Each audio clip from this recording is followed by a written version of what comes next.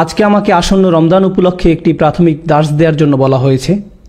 বলা বাহুল্য যে আমরা সবাই রমজান আসছে এটা নিয়ে বেশ উৎফুল্ল, এবং আমি দোয়া করি যে আল্লাহ আমাদেরকে আবার এই মাসটি প্রত্যক্ষ করার সৌভাগ্য দান করুন, এবং এই মাসের আগে এবং মাস চলাকালীন সকল ইবাদত যেন আল্লাহ কবুল করে নেন।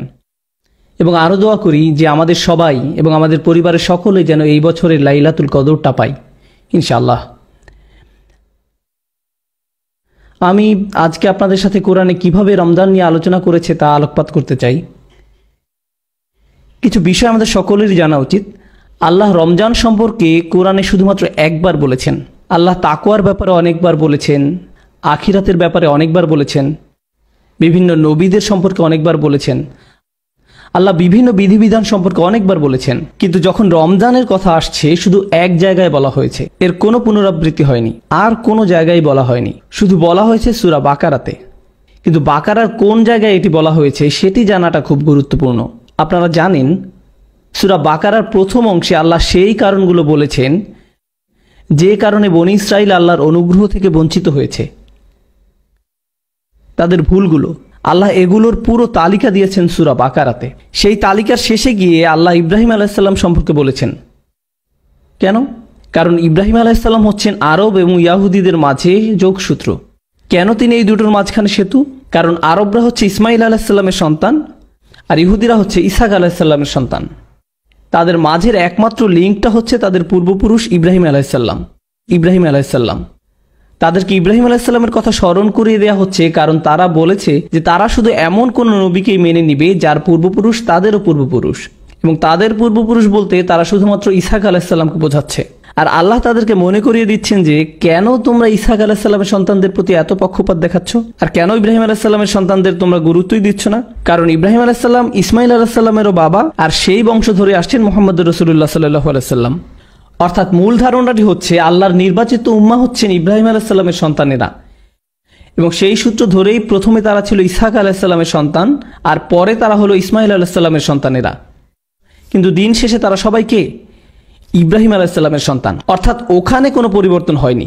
এটা আসলে কোনো পরিবর্তনই নয়। তাই কেন তাদেরকে আর রিসালা দেয়া হবে না সেই কারণগুলো বলার পর তাদের কাছে ইব্রাহিম আলাইহিসসালামের উল্লেখ করা হচ্ছে। ইব্রাহিম আলাইহিসসালাম এবং ওনার সম্পর্কে যেই ঘটনাটি বলা হচ্ছে, وَإِذْ يَرْفَعُ إِبْرَاهِيمُ الْقَوَاعِدَ مِنَ الْبَيْتِ وَإِسْمَاعِيلُ رَبَّنَا تَقَبَّلْ مِنَّا إِنَّكَ أَنْتَ السَّمِيعُ الْعَلِيمُ। ইব্রাহিম আলাইহিস সালাম কাবা ঘরের ভিত্তি স্থাপন করলেন। সূরা বাকারার প্রথম অর্ধাংশে শেষে এসে এই সম্পর্কে একটু আভাস দিচ্ছেন। কেন এটি এত গুরুত্বপূর্ণ? এখানে আল্লাহ কাবা সম্পর্কে একটু আভাস দিচ্ছেন। এটা তৈরি হবার ইতিহাস। ইব্রাহিম আলাইহিস সালাম কাবা ঘরের ভিত্তি স্থাপন করলেন।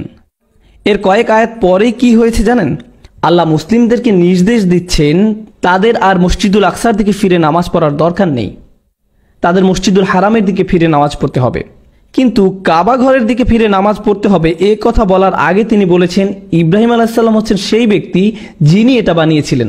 কারণ ইয়াহুদি এবং আমরা মুসলিমরা ততদিন পর্যন্ত কোন দিকে ফিরে নামাজ পড়তাম? আল আকসা। ইহুদিরা যেদিকে ফিরে প্রার্থনা করত আমরাও সেই দিকে ফিরেই পড়তাম, একই দিকে, এই আয়াত আসা পর্যন্ত। এবং তারপরেই মুসলিমদেরকে নির্দেশ দেয়া হচ্ছে কাবার দিকে ফিরে নামাজ পড়তে। এখন আপনারা এটাও জানেন যে রাসূলুল্লাহ সাল্লাল্লাহু আলাইহি ওয়াসাল্লাম যখন মক্কায় ছিলেন তখন একই সাথে কাবা এবং মসজিদুল আকসার দিকে ফিরে নামাজ পড়া যেত।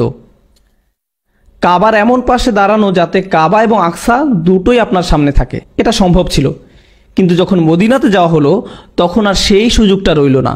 হয় আপনাকে কাবার দিকে ফিরতে হবে, আর অথবা কাবার দিকে পিঠ দিয়ে আকসার দিকে ফিরে নামাজ পড়তে হবে। আপনার পক্ষে এখন আর একসাথে দুই দিকে মুখ করা সম্ভব নয়। রাসূল সাল্লাল্লাহু আলাইহি ওয়াসাল্লাম যখন মক্কায় ছিলেন তখন তিনি একই সাথে দুই দিকে মুখ করতে সক্ষম ছিলেন, আর যখন তিনি মদিনায় গেলেন একদিকে মুখ করা সম্ভব হলো, এবং তিনি আকসার দিকে মুখ করছিলেন, এবং এটা ছিল ওনার জন্য বেশ পীড়াদায়ক। এই জিনিসটার উল্লেখ আল্লাহ কোরআনে করেছেন। যখন কোরআনে কিবলা পরিবর্তনের আয়াতটা আসলো, قد نرى تقلب وجهك في السماء فلنولينك قبلة ترضاها। নিশ্চয়ই আমি আকাশের দিকে তোমার মুখমণ্ডল উত্তোলন অবলোকন করেছি, তাই আমি তোমাকে ওই কিবলামুখী করাচ্ছি যা তুমি কামনা করছো। যাই হোক, আমি যেই পয়েন্টটা বলতে চাচ্ছি সেটা হলো একটা জাতির পরিচয় হয় তার রাজধানীর পরিচয়ে। আপনি যখন একটি জাতিতে পরিণত হবেন আপনার একটি রাজধানী থাকতে হবে, আর বিশেষত আপনি যদি একটি বড় জাতি হন আপনার একটা বিশেষ রাজধানী থাকতে হবে, আর রাজধানী হচ্ছে এর পরিচয়। ধরুন কোনো একটি দেশের একটি শহর বা একটি গ্রাম কোনো শত্রু বাহিনীর হাতে পতন হলো, সেটা কিন্তু তেমন বড় ব্যাপার না। একটি দেশ পুরোপুরি পরাজিত হয় কখন? যখন কেউ তার রাজধানী দখল করে নেয়। আপনি যখন কারো রাজধানী দখল করে নেবেন তখন ওই দেশের আর অস্তিত্ব নেই। একটি দেশের রাজধানী তার পরিচয় বহন করে। মুসলিমদের জন্য কিবলা আমাদের পরিচয়, এটা আমাদের রাজধানী। মক্কা হচ্ছে আমাদের ইসলামিক রাজধানী, আমরা ওই দিকে মুখ করি। যখন আল্লাহ এই দিক পরিবর্তন করে দিচ্ছেন তখন তিনি আসলে আমাদের বাহ্যিক পরিচয়ের জিনিসটাই পরিবর্তন করে দিচ্ছেন। উনি আমাদের পরিচয় পরিবর্তন করে দিচ্ছেন। এখন মজার ব্যাপার হচ্ছে আল্লাহ চাইলেন ইহুদি এবং মুসলিমদেরকে দুই জাতিতে আলাদা করতে, তাই উনি এর রাজধানী পরিবর্তন করে দিলেন। যেই মাত্র উনি আমাদের রাজধানী পরিবর্তন করলেন আল্লাহ বললেন ওয়াকাযালিকা জাআলনা উম্মাতান ওয়াসাতান, এইভাবে আমি তোমাদেরকে মধ্যম জাতিতে পরিণত করলাম। উনি আমাদেরকে একটি নতুন জাতি হিসাবে পরিচিত করালেন, কারণ এখন আমাদের নিজস্ব রাজধানী আছে। আর একটা জিনিস আমাদের জানা দরকার, যেটা আমি যেই জায়গা থেকে এসেছি সেটা একটা অসাধারণ আলোচনা, যেখানে ইহুদি এবং খ্রিস্টানদের সাথে আমার অনেক কথা হয়। আল্লাহ কোরআনে উল্লেখ করেছেন যে এই কিবলা পরিবর্তনের ব্যাপারটি ইহুদিরা পছন্দ করেনি। প্রশ্ন আসে কেন তারা এটি পছন্দ করলো না? আপনাদের কারো কি নন মুসলিম বন্ধু আছে? যদি থেকে থাকে তাহলে হয়তো আপনাদের ইহুদি, খ্রিস্টান, হিন্দু বা বৌদ্ধ বন্ধু আছে। আপনি কোন দিকে মুখ করে নামাজ পড়লেন তাতে কি তাদের কিছু এসে যায়? এটা তাদের জন্য কোনো চিন্তার বিষয় নয়। যদি ইহুদিরা ভিন্ন ধর্মের হতো, তারা ভিন্ন ধর্ম, সেক্ষেত্রে মুসলিমরা কিবলার দিক মুখ করে ফিরে নামাজ পড়ুক বা অন্যদিকে ফিরে নামাজ পড়ুক, তাতে তাদের কি আসে যায়? তারা আকসার দিকে মুখ করে পড়ুক আর নাই পড়ুক। কিন্তু আল্লাহ বলছেন সায়াকুলুস সুফাহাউ মিনান নাস মা ওয়াল্লাহুম আন কিবলাতিহিম আল্লাতী কানু, তাদের মাঝে বোকা লোকেরা বলবে কেন তারা তাদের মুখ ফিরিয়ে নিল, কি জন্য তারা যেটাকে একসময় কিবলা মনে করত তার থেকে মুখ ফিরিয়ে নিয়েছে, কেন তারা দিক পরিবর্তন করলো। অন্য কথায় বলা যায় তারা এতে অপমানিত বোধ করেছিল। মদিনার ইহুদিরা অপমান বোধ করেছিল। কেন তারা অপমান বোধ করলো? কেননা তারা ভিতরে ভিতরে ঠিক বুঝতো যে যতক্ষণ তারা আকসার দিকে মুখ ফিরবে ততক্ষণ পর্যন্ত ওটাই রাজধানী থাকবে এবং তারাও আল্লাহর নির্বাচিত লোকদের অন্তর্ভুক্ত থাকবে। কিন্তু যেই মাত্র দিক পরিবর্তন হচ্ছে তখন তারা বুঝতে পারলো যে আগে যা আমাদের রাজধানী ছিল সেটা রাজধানী হিসাবে স্বীকৃত নয়, আমাদেরকে নতুন রাজধানী গ্রহণ করতে হবে। এর অর্থ আমাদেরকে এখন ইব্রাহিম আলাইহিস সালামের অন্য সন্তান ইসমাইলের বংশধরদেরকেও স্বীকার করতে হবে। আমরা আর আমাদের নিজস্ব পরিচয় ধরে রাখতে পারবো না। আল্লাহর দৃষ্টিতে আমাদের উচ্চ আসন আর নেই। এটা দিয়ে প্রমাণিত হয় যে তারাও রাসূলুল্লাহ সাল্লাল্লাহু আলাইহি সাল্লামকে রসুল বলে বিশ্বাস করত। তারা জানতো যে উনি আল্লাহ রসুল এবং তারা অপমানিত বোধ করছিল। আর এভাবে অপমানিত হয়েই তারা প্রমাণ করলো যে মনের গভীরে তারা মুহাম্মদ সাল্লাল্লাহু আলাইহি সাল্লামকে আল্লাহ রসুল হিসাবে মানে, কিন্তু তা সত্ত্বেও স্বীকার করবে না। এবং সেই কারণেই তাদের বোকা বলা হচ্ছে। বোকা লোকেরা তাদের গোপন মনোভাব ফাঁস করে দিচ্ছে তাদের আচরণ দিয়েই। আর তাই আল্লাহ বলছেন বোকা লোকেরা জিজ্ঞেস করবে কেন তোমরা কিবলা ফিরিয়ে নিচ্ছ। অর্থাৎ প্রথম যেই জিনিসটা আমাদের উম্মাহ হিসেবে আলাদা করেছে তা হলো কিবলা পরিবর্তন। ও আরেকটি কথা, তখন পর্যন্ত আমরা সেই সব দিনই রোজা রাখতাম যেদিন ইহুদিরা রোজা রাখত।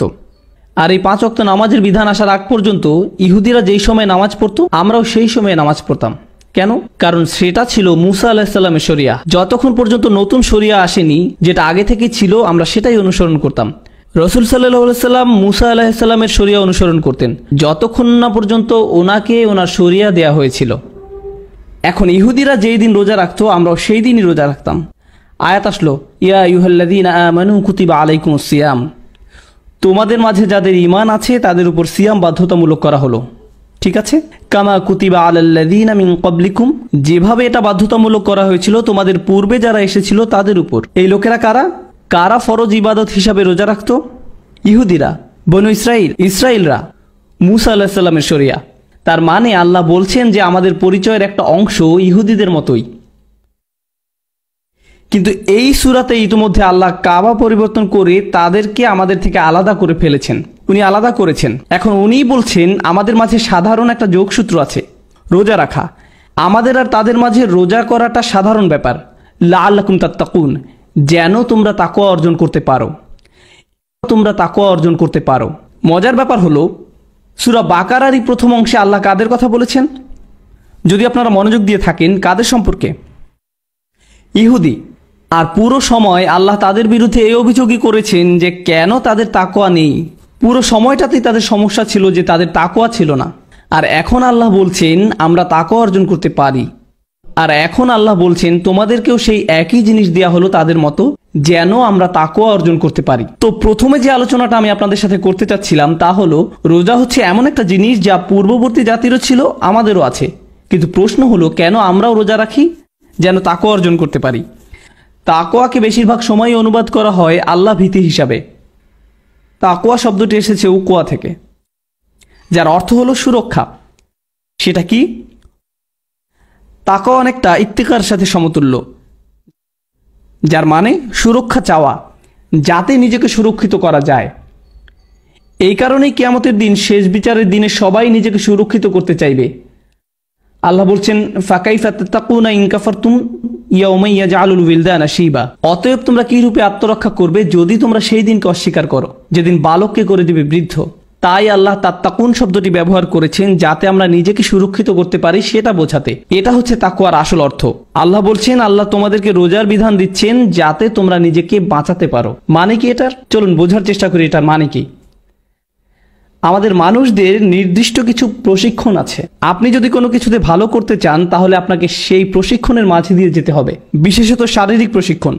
যেমন ধরুন, কেউ সৈনিক হতে চান বা তারা পুলিশ অফিসার হতে চায়, তখন তাদের কিছু প্রশিক্ষণের মধ্য দিয়ে যেতে হয়, আর তাদের শরীরের সাথে তা অভ্যস্ত হতে শুরু করে। যেমন প্রথম দিকে খুব কঠিন থাকে ব্যাপারটা, আস্তে আস্তে সেটা তাদের জন্য সহজ হয়ে যায়। এই যে প্রশিক্ষণের ধারণাটি, যেটা আপনাকে শেখায় কিভাবে কঠিন পরিস্থিতিতে টিকে থাকতে হবে। ও আরেকটি কথা, এই প্রশিক্ষণকালীন সময়ের অনুশীলনগুলো তুলনামূলক সোজা। যেমন ধরুন, যখন কোনো অগ্নি নির্বাপন কর্মীকে প্রশিক্ষণ দেওয়া হয়, তারা আগুন ধরায় ঠিকই, কিভাবে নেভাতে হবে সেটা শেখানোর জন্য, কিন্তু সেই আগুনটা থাকে নিয়ন্ত্রিত। আসল পরিস্থিতিতে যেরূপ আগুন লাগে, এটা সেরূপ নয়, এটা নিয়ন্ত্রিত। তাই ব্যাপারটা অনেকটা সহজ। তারা হয়তো আপনাকে বিল্ডিংয়ের উপর থেকে লাফ দিয়ে পড়তে বলবে, কিন্তু সেটা অনেকটা সহজ, এটা বাস্তবের মতো নয়। একই ঘটনা রোজার ক্ষেত্রেও ঘটে। রোজা রাখা অবস্থায় আপনি প্রতিনিয়ত কিছু অনুভব করেন, তাই না? বিশেষত কাতারে কিংবা এরকম মরু অঞ্চলে আপনি প্রতিনিয়ত তৃষ্ণা অনুভব করেন, আপনি প্রতিনিয়ত ক্ষুধা অনুভব করেন। এমন একটি মিনিট যায় না যখন আপনি এরকম অনুভব করেন না। আপনার গলা আপনার সাথে যুদ্ধ শুরু করে, আপনার কণ্ঠনালী যেন চিৎকার করে আপনার কাছে পানি পানি পানি বলে। আপনি পছন্দ করেন বা না করেন, আপনার গলা আপনার কাছে মিনতি শুরু করে, আর আপনি আপনার গলাকে ধমক দিয়ে বলেন, হেই চুপ করো, এখনো মাগরিবের সময় হয়নি। আপনার পেট আপনার সাথে কথা বলতে শুরু করে, অনেক সময় বেশ জোরেই কথা বলে, এই কি হচ্ছে উপরে, খাদ্যের যোগান বন্ধ কেন? অনেক সময় অনেক জোরেই কথা বলে, আর আপনি বলেন, হেই এখনো ফজর, আর তুমি এখনই চিৎকার শুরু করে দিলে। আপনি নিজেই নিজের সাথে কথা বলতে থাকেন। কিন্তু আসলে জানেন কি হচ্ছে? আপনি যখন রোজা রাখেন, আপনার ভিতরে একটি শরীরবৃত্তীয় যুদ্ধ হয়। আপনার গলা আপনার বিরুদ্ধে থাকে, আপনার পেট আপনার বিরুদ্ধে থাকে, আপনার শরীর দুর্বল হয়ে যায় এবং আপনার কাছে মিনতি করে, দয়া করে আল্লাহর অবাধ্য হও। আর আপনি সারাদিন রোজা করেন আপনার শরীরের বিরুদ্ধে যুদ্ধ করে, আর বলেন, না না, আমার অন্তর আল্লাহর কাছে সমর্পণ করেছি, তাই আমার পুরো শরীর যদি কিছু চায়ও আমি তাকে সেটা দিব না। আপনি আপনার অন্তরকে, আপনার শরীরকে নিয়ন্ত্রণ করার প্রশিক্ষণ দেন। যখন আপনি রোজা রাখেন আপনি এটাই করেন। আমিও এটাই করি যখন রোজা রাখি। কেন এটা গুরুত্বপূর্ণ? এটার মূল উদ্দেশ্য কি? কারণ যখন রোজা শেষ হয়ে যাবে, আপনার অন্তর তখন আপনার শরীরকে নিয়ন্ত্রণ করার জন্য তৈরি হবার কথা। তাই আপনি যেটা ইচ্ছে সেটা খাবেন না, যেখানে ইচ্ছে সেখানে যাবেন না, যেদিকে ইচ্ছে সেদিকে তাকাবেন না। কারণ এই সব আকাঙ্ক্ষাগুলো কার? আপনার শরীরের। কিন্তু আপনি যখন রোজা করেন তখন কে অনেক শক্ত হয়? আপনার অন্তর শক্ত হয় আর আপনার শরীর দুর্বল হয়। ইন্না যালিকা মিন তাকওয়াল কুলুব। অন্তর হচ্ছে তাকওয়ার বাসস্থান। আপনি যখন আপনার শরীরকে দুর্বল করছেন, তখন আপনি আপনার অন্তরকে শক্ত করছেন।